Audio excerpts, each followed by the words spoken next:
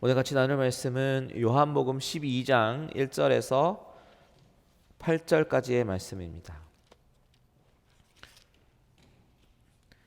요한복음 12장 1절에서 8절 말씀, 제가 가진 성경책은 신약성경 167페이지에 있습니다. 요한복음 12장 1절에서 8절, 우리 한 절씩 다 같이 교독하도록 하겠습니다. 제가 먼저 읽도록 하겠습니다. 6월절 엿새 전에 예수께서 베다니에 이르시니 이곳은 예수께서 죽은 자 가운데서 살리신 나사로가 있는 곳이라.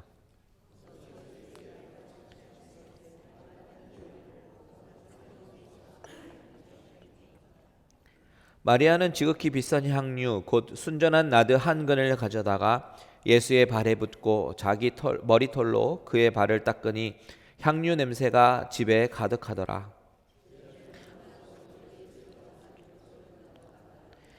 이 향유를 어찌하여 300데나리온에 팔아 가난한 자들에게 주지 아니하였느냐 하니, 이렇게 말하면 생각합니다.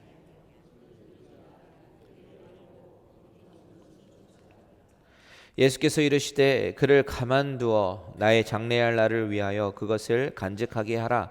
가난한 자들은 항상 너희와 함께 있거니와 나는 항상 있지 아니하리라 하시니라. 아멘. 잠시 기도하겠습니다. 하나님, 이 시간에 하나님의 말씀을 대할 때에 다시 한번 겸손한 마음 허락하여 주시고 하나님의 음성이 우리 귀에 들려지는 귀한 은혜의 시간 되게 하여 주시옵소서. 우리의 마음밭을 옥토밭으로 지금 바꿔주셔서 하나님의 말씀의 씨앗이 뿌려질 때에 잘 아멘하고 받으며 열매가 맺어질 수 있는 귀한 말씀 듣는 시간 되게 하여 주시옵소서.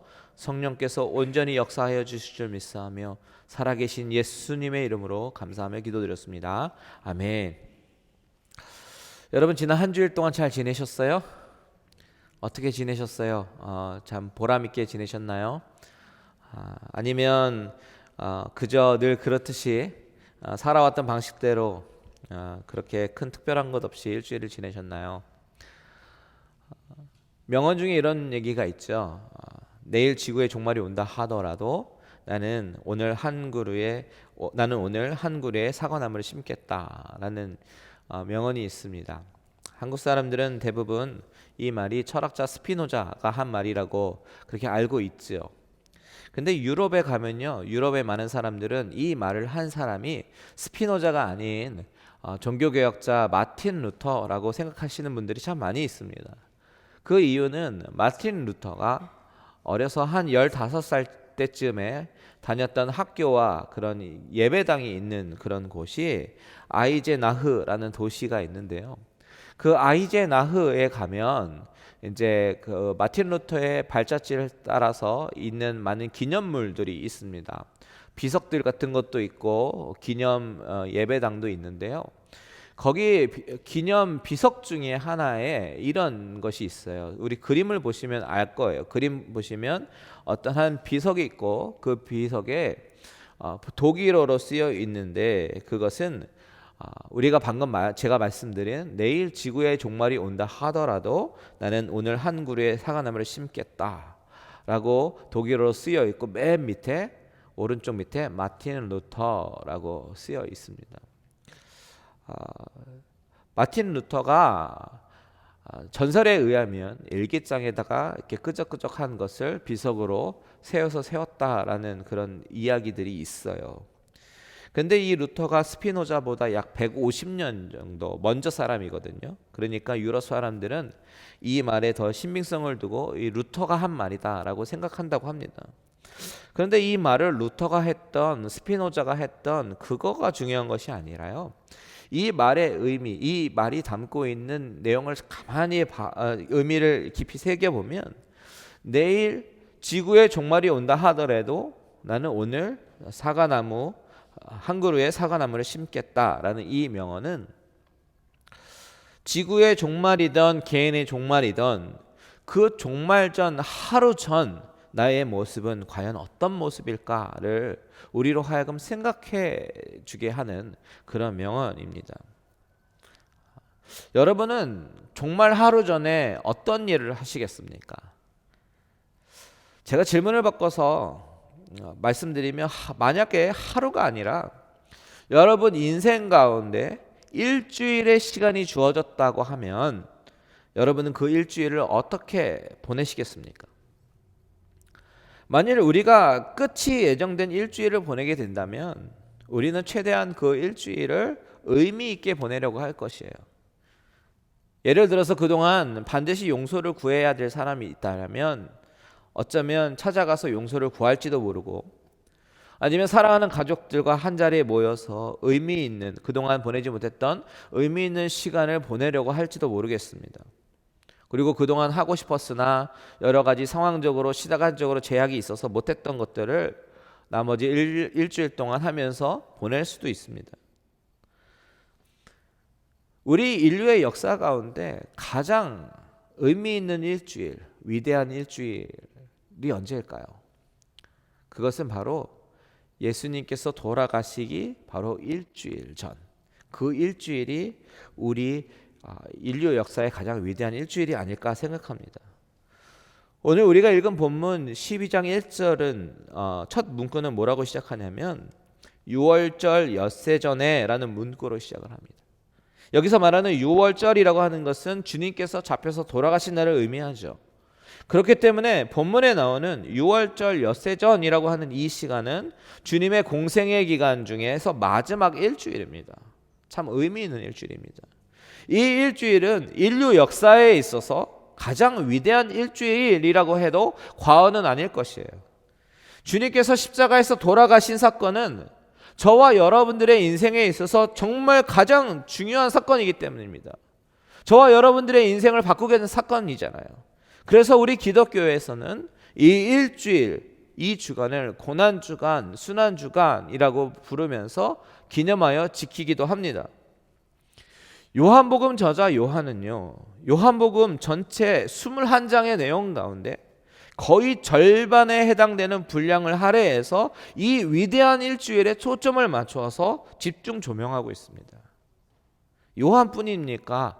복음서의 저자들 마태, 마가, 누가 대부분의 저자들은 그들의 복음서 중에 3분의 1 혹은 그 이상 그 지면을 할애해 가지고 이 마지막 위대한 일주일에 대해서 집중해서 다루고 있습니다. 왜 그렇습니까? 그만큼 이 일주일은 우리 믿는 자들에게 굉장히 중요한 일주일이기 때문에 그렇습니다. 그만큼 이 일주일이 중요하기 때문에 모든 복음서의 기자들이 중요하게 다루고 있는 거예요. 저는 오늘 이 말씀을 나누면서 우선 지난주에 말씀을 드렸던 나사로를 살리신 그런 사건과 연결해서 이 본문을 생각해 보면요, 11장에서 주님은 죽은 지 나흘이나 되는 그런 나사로를 살리셨습니다. 그리고 이것을 본 많은 유대인들이 과연 예수님이 하나님의 아들이구나라는 것을 두 눈으로 보게 되었습니다. 그것 때문에 예수님을 많은 사람들이 믿게 되었어요. 사실 그 사건은 그렇게 예수님을 믿게 된 몇몇 유대인들 때문에 하나님께서 미리 계획에 짜놓으신 계획 안에, 구원의 계획 안에 포함된 사건이었습니다. 그런데 그런 일이 있은 이후에 무슨 일이 있었습니까? 사탄의 앞잡이 노릇을 하고 있었던 사두개인들과 바리새인들에 의해서 그 예수님이 정말 죽음을 모의하게 됩니다. 그들은 사내들인 공회의 의원으로서, 의회 회원으로서 입법사법 행정을 담당하는 그런 사람들이었습니다. 그런데 그들이 그동안 가지고 누렸던 그런 기득권이라든지 아니면 권력을 지키고 싶었던 것이죠. 그래서 결의한 것이 뭐예요? 예수님을 죽이기로 작정했습니다. 그러니까 공식적으로 사내들인 공의회에서 행정명령을 내린 것입니다. 죽이기로요. 그래서 11장 맨 마지막 절인 57절에 어떻게 마무리가 되고 있냐면, 이는 대제사장들과 바리새인들이 누구든지 예수 있는 곳을 알거든 신고하여 잡게 하라 명령하였음이로라. 이제 공식적으로 체포 명령이 발동되고요, 공개 수배가 내려졌기 때문에 이제는 누구든지 예수님을 보는 사람들은 신고해야 됩니다. 당국에 신고해야 돼요. 그렇지 않으면 불이익을 당할 수 있는 그런 상황이 되는 것입니다. 그래서 55절과 56절에 보면 무슨 내용이 있냐면, 유월절이 다가온 시점에서 이제 유월절을 지키기 위해서 많은 사람들이 시골에서부터 예루살렘으로 이제 이동하게 되는데, 그때 예루살렘으로 가는 사람들 사이에서 큰 이슈가 뭐냐면, 과연 예수가 이 체포 명령을 알고도 명절을 지키기 위해서 예루살렘으로 올 것인가? 너의 생각은 어떠니? 하고 서로 물어보는 장면이 나옵니다. 55절과 56절 우리 한번 같이 읽어보도록 하겠습니다. 시작. 유대인의 유월절이 가까움에 많은 사람이 자기를 성결하게 하기 위하여 유월절 전에 시골에서 예루살렘으로 올라갔더니 그들이 예수를 찾으며 성전에 서서 서로 말하되 너희 생각에는 어떠하냐? 그가 명절에 오지 아니하겠느냐 하니, 예수님이 예루살렘에 올 것인가 아닌가, 이것이 그들의 최대의 관심사였고 사람들의 핫 이슈였습니다. 그런데 바로 그 순간 예수님께서는 어떻게 하셨는지 아십니까? 예수님은 그동안 잠시 드러나지 않으려고 에브라임이라는 곳에 잠깐 머물고 계셨다가요, 이제는 예루살렘으로 향해서 떠나고 이미 계셨습니다. 자신에 대한 체포령을 모르셨기 때문에 떠나셨을까요? 아니요, 알고 계셨어요. 그러면 체포당하더라도 죽을 거라고 생각하지 못하셨을까요? 아니요, 알고 계셨어요. 주님은 그 길을 통해서 자신이 고난을 당하고 순환을 당하고 고통받을 것까지도 다 알고 계셨습니다. 그럼에도 불구하고 예루살렘으로 향하셨어요. 왜 그러셨겠습니까? 그 이유는요, 오직 한 가지입니다. 바로 이 자리에 있는 저와 여러분들을 살리시기 위해서입니다. 그 구속사역을 완성하기 위해서 주님은 그 길을 가신 것이에요. 주님은 인류를 구원하기 위한 위대한 사명을 가지고 이 땅에 육신의 모습을 입고 이 땅에 오셨습니다. 그리고 이제는 그 사명을 감당해야 될 때가 이르는 것입니다. 주님이라고 왜 두렵지 않았겠습니까? 마지막 순간까지 이 잔을 내게서 물러가게 해달라고 피땀 흘려가면서 주님은 외칠 정도로 피하고 싶으셨던 일입니다. 그런데 그럼에도 불구하고 주님은 이 위대한 사명을 감당하기 위해서 이미 그의 발걸음을 예루살렘으로 향하고 계셨습니다. 그만큼 주님은 저와 여러분을 사랑하신 것입니다. 오늘 본문은 주님의 사명을 감당하기 위한 마지막 일주일의 첫 번째 이야기입니다. 본문 1절에 보면 주님은 예루살렘으로 향하시면서 베다니에 다시 들르셨어요. 그리고 그곳에서 잔치가 벌어집니다. 누구를 위한 잔치입니까? 예수님을 위한 잔치입니다. 우리 2절 다 같이 읽겠습니다. 2절 시작. 거기서 예수를 위하여 잔치할세 마르다는 일을 하고 나사로는 예수와 함께 앉은 자 중에 있더라. 자, 예수님을 위한 잔치가 시작되었습니다. 그런데 그 잔치는 누가 있었냐면 죽음에서 살아난 나사로가 있었고, 그리고 나사로의 누이 마르다가 있었습니다. 그 마르다는 그 잔치를 준비하고 있었어요. 그리고 또 누가 있었습니까? 3절에 보니까 3절에 등장하는 마리아가 있었습니다. 그리고 제자들도 있었을 것이에요. 이 본문을 기록한 다른 복음서에 보면 이 집은, 이 잔치가 일어나고 있는 집은 문둥이 시몬의 집이라고 되어 있죠. 이 시몬이라는 사람에 대한 많은 정보는 없지만 아마도 현재 문둥병자였다라면 사람들과 격리되어 살아가야 됐었기 때문에 아마도 예수 그리스도의 은혜로 말미암아 문둥병이 기적적으로 치유된 그런 은혜를 받은 사람일 거라고 추측이 됩니다. 그러니 얼마나 감사하고 감격한 마음으로 이 잔치를 베풀겠습니까? 그 자리에 참석한 사람들의 공통점은 예수님께 은혜를 받은 사람들이에요.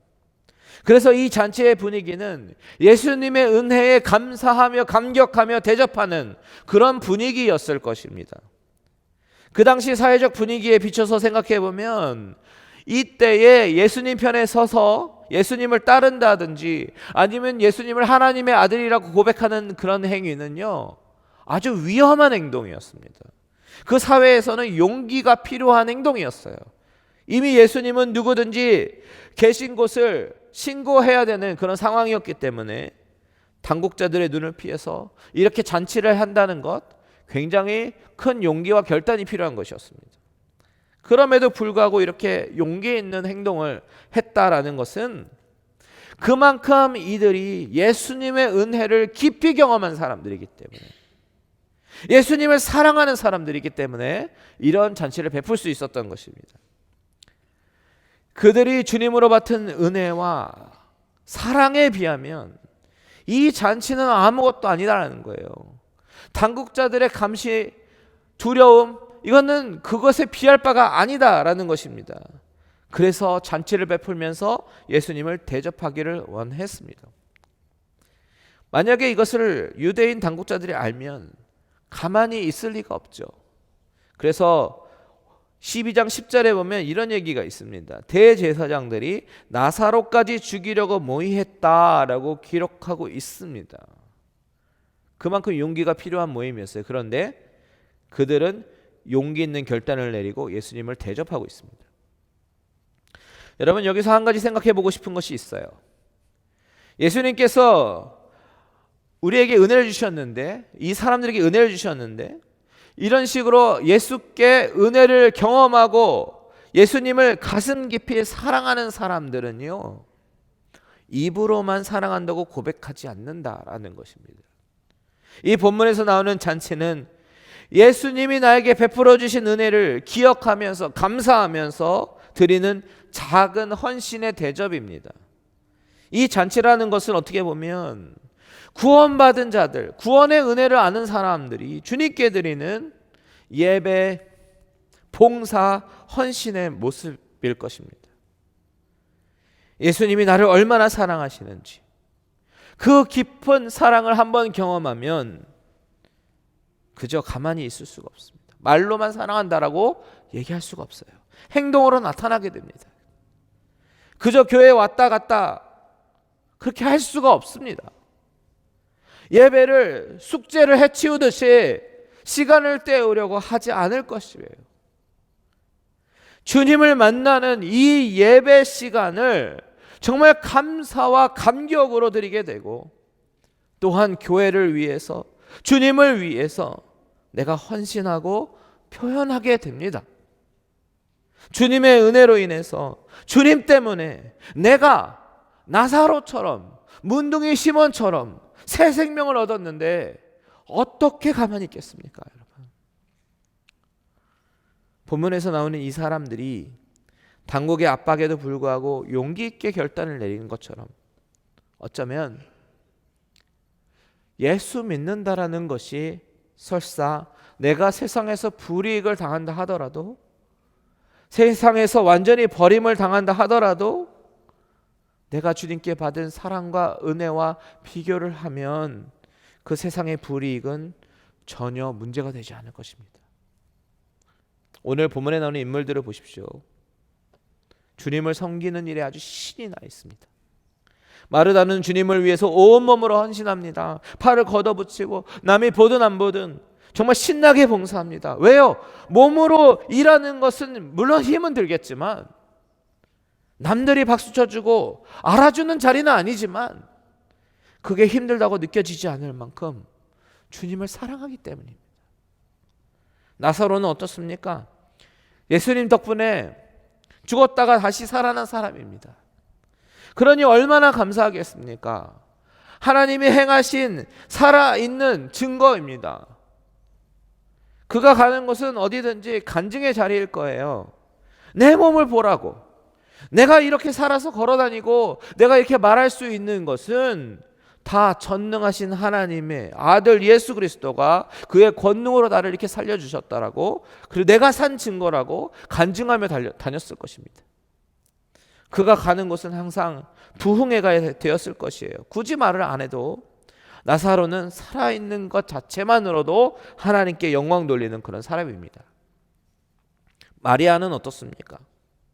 마리아는 어떻게 하면 내가 주님을 사랑하는 이 마음을 표현할 수 있을까 고민하다가 자신이 가지고 있는 것 중에 너무나도 값지고 귀중한 옥합을 깨트리게 됩니다. 오늘 본문에는, 요한복음에는 옥합이라고 나오지는 않지만 다른 본문을 빌리면 이 순전한 나드, 이것을 담은 옥합을 깨트려서 예수님께 부었습니다. 아마도 이 나드 한 근은 많은 양이었기 때문에, 약 0.5리터 정도 되는 많은 양이었기 때문에 다른 복음서에서 나오는 것처럼 머리에 부었을 것이고, 그 머리에서 흐르는 이 향유는 몸을 타고 내려와서 발에까지 적셔졌을 것입니다. 그것을 마리아는 예수님의 발 앞에 엎드려서 자신의 머리털로 겸손하게 자신의 사랑을 담아서 정성껏 그 발을 닦았을 거예요.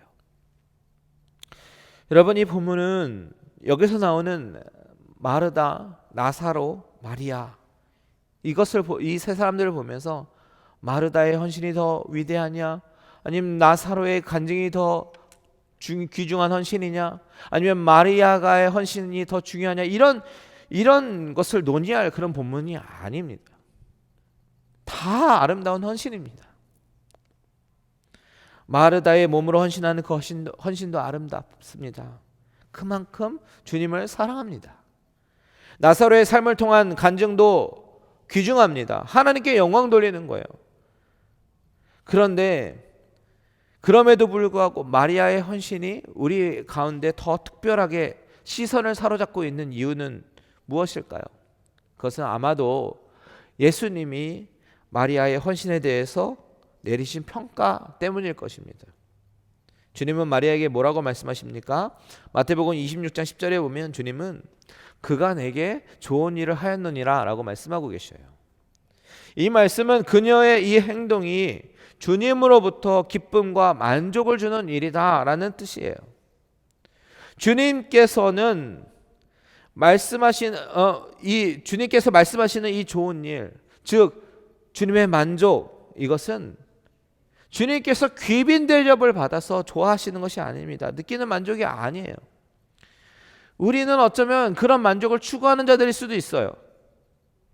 세상에서 부와 권력을 축적하고 세상으로부터 받는 이 귀빈 대접을 받는 것을 추구하면서 즐겨하는 존재일 수도 있습니다. 하지만 주님의 만족은 그런 VIP 대접을 받아서 느끼는 만족이 아닙니다.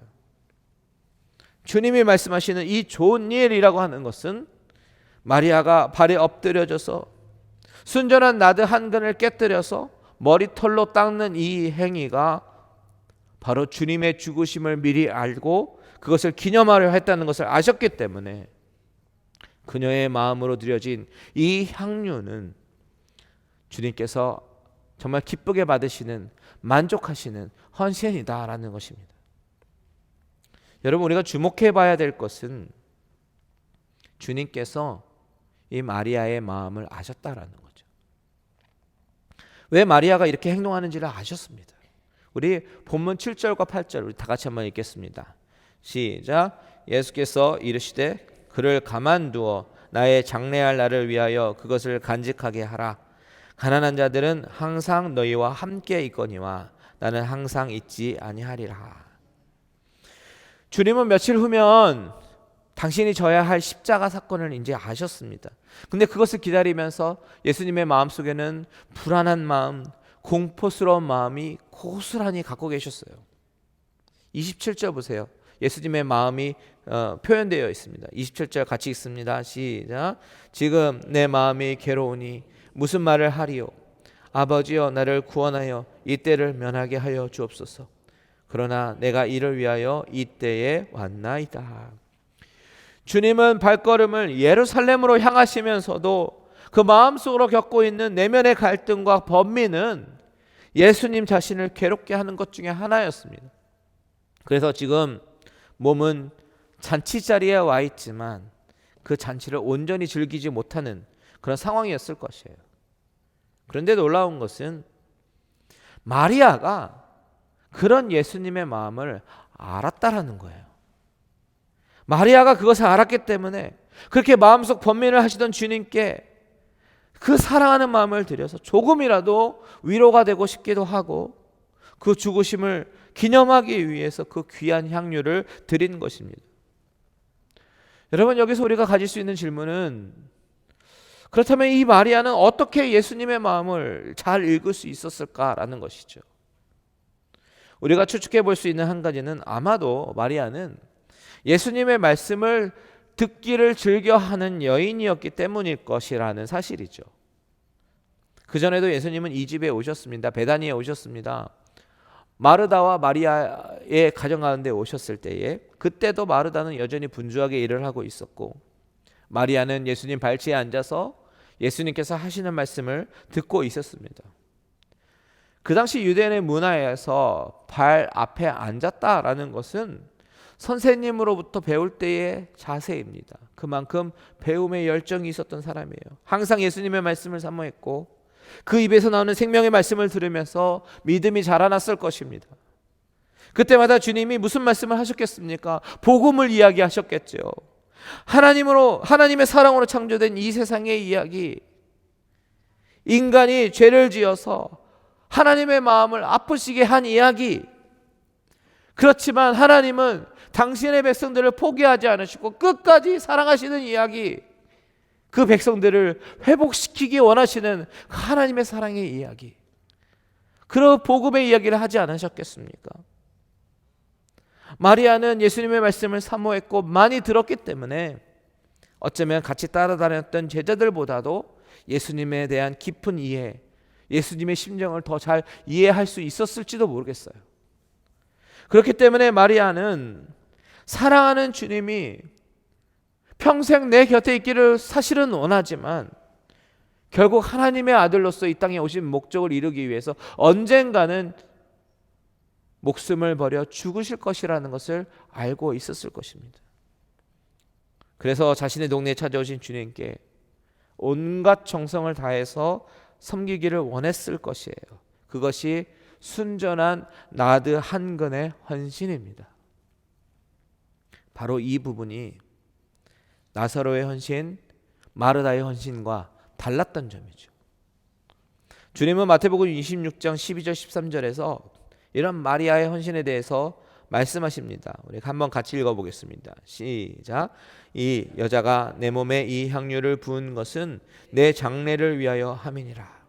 내가 진실로 너희에게 이르노니 온 천하에 어디서든지 이 복음이 전파되는 곳에서는 이 여자가 행한 일도 말하여 그를 기억하리라 하시니라. 아멘.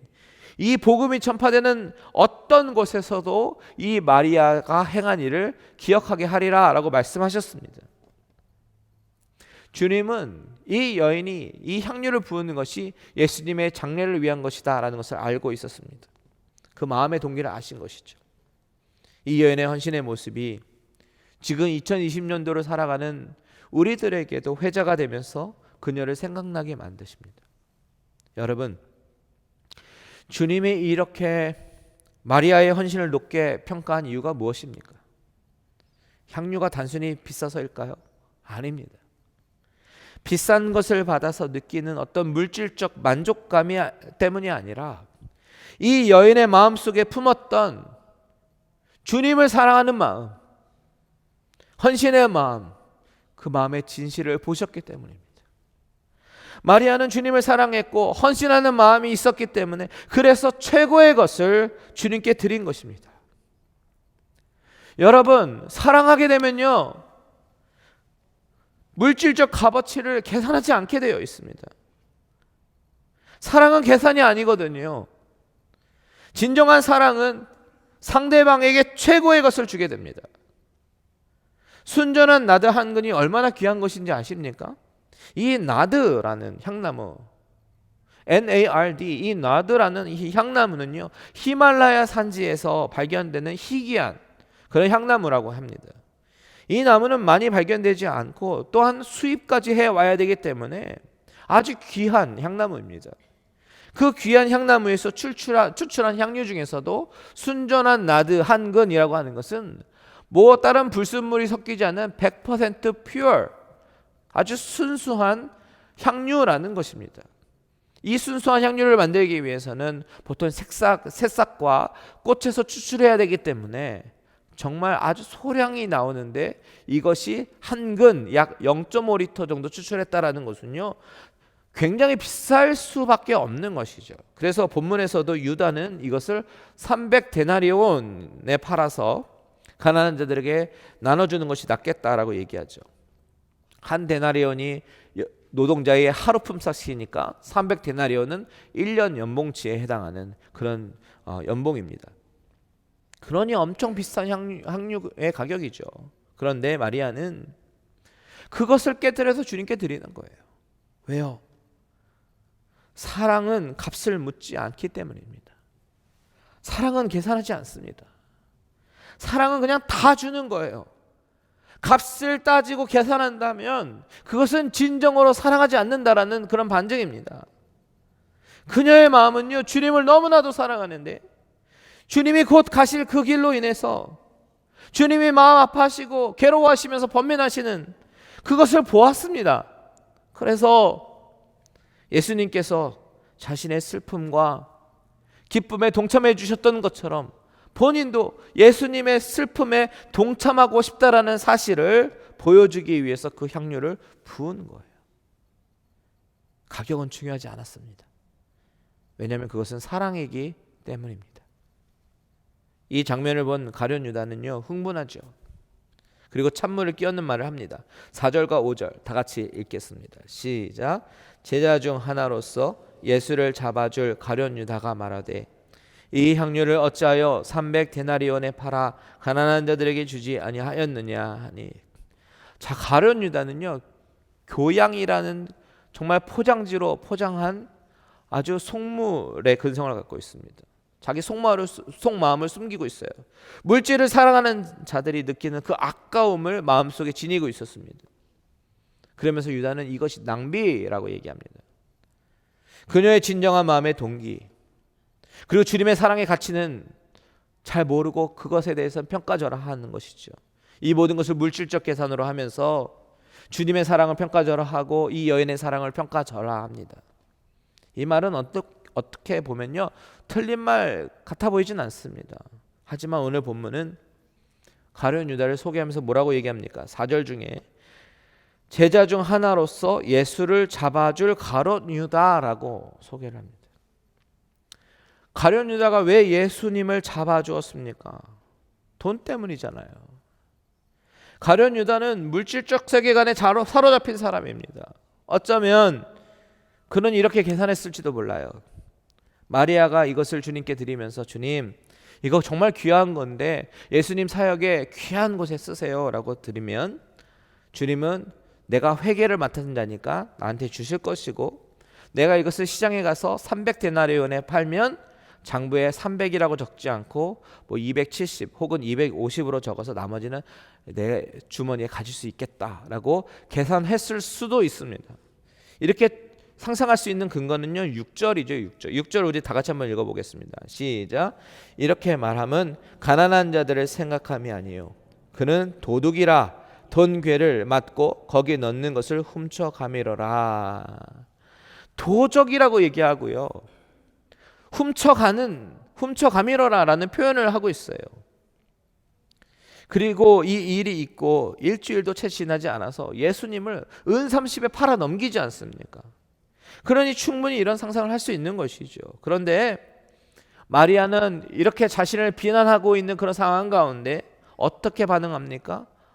아무 대꾸하지도 않고 그저 묵묵히 자신이 하고 있었던 주님 섬기는 일에 초점을 맞추면서 하고 있었습니다. 왜냐하면 마리아에게 있어서 그 돈의 가치보다 더 중요한 것은 바로 주님을 사랑하는 마음이기 때문입니다. 주님이 먼저 보여주셨던 사랑, 주님께서 그동안 베풀어 주신 사랑을 비교해 보면 그 사랑은 정말 가치를 매길 수 없는 것인데, 내가 이 나드 한 근을 드린다고 해서 그것에 비교할 바가 안 되는 것을 잘 알고 있었기 때문입니다. 여러분, 이것이 진정으로 주님을 사랑하는 자의 헌신의 모습입니다. 주님을 사랑하면 이렇게 드릴 수 있게 됩니다. 물질의 액수가 아니라 마음을 드리는 것입니다. 그런데 여러분, 우리 예수님은 우리에게 어떤 식으로 사랑을 보여주셨습니까? 주님은 저와 여러분을 사랑하셔서 자신의 모든 것을 우리에게 다 주셨습니다. 주님은 자신의 생명까지 아끼지 않으시고 십자가에 돌아가시면서 우리에게 영원한 생명을 주셨습니다. 그것이 모든 것을 다 주신 주님께서 우리를 사랑하시는 방법이에요. 값을 따지지 않고 주신 최고의 사랑이 바로 주님의 십자가라는 것입니다. 성경에서 온통 말하고 있는 것이 주님의 사랑 이야기잖아요. 여러분, 그 주님이 바로 오늘 이 시간에 저와 여러분들 마음 가운데 이렇게 말씀하실 것이에요. 내가 이토록 너희를 사랑한다고요. 이제는 돌아오라고요. 더 이상 내 마음 아프게 하지 말고 돌아오라 라고 말씀하십니다. 여러분이 주님의 이 음성을 마음속 깊은 곳에서 메아리처럼 울리는 주님의 사랑의 메시지를 듣게 되기를 주님의 이름으로 축복합니다. 주님이 이토록 우리를 사랑하셔서 십자가에서 자기 몸을 찢기시면서까지 돌아가셨는데 우리는 주님께 무엇을 드리겠습니까? 여러분, 드릴 것이 없습니까? 아니면 아까워서 못 드립니까? 마리아가 깨트린 순전한 나드 한 근으로 향유 냄새가 그 집안의 온 집에 가득했다라고 오늘 얘기합니다. 3절 끝에 보니까 향유 냄새가 집에 가득하더라. 이것처럼 저와 여러분의 헌신과 사랑, 그리고 마음으로 드리는 예배, 그리고 봉사, 그리고 내가 평소에 너무나 사랑하는 이 물질로 드리는 이 헌금, 이런 옥합을 깨트려서 나오는 말할 수 없는 그런 향기로 인해서 주님도 기쁘시게 하고 우리 교회 구석구석에 그 향기로 가득 차게 되기를 주님의 이름으로 축원드립니다.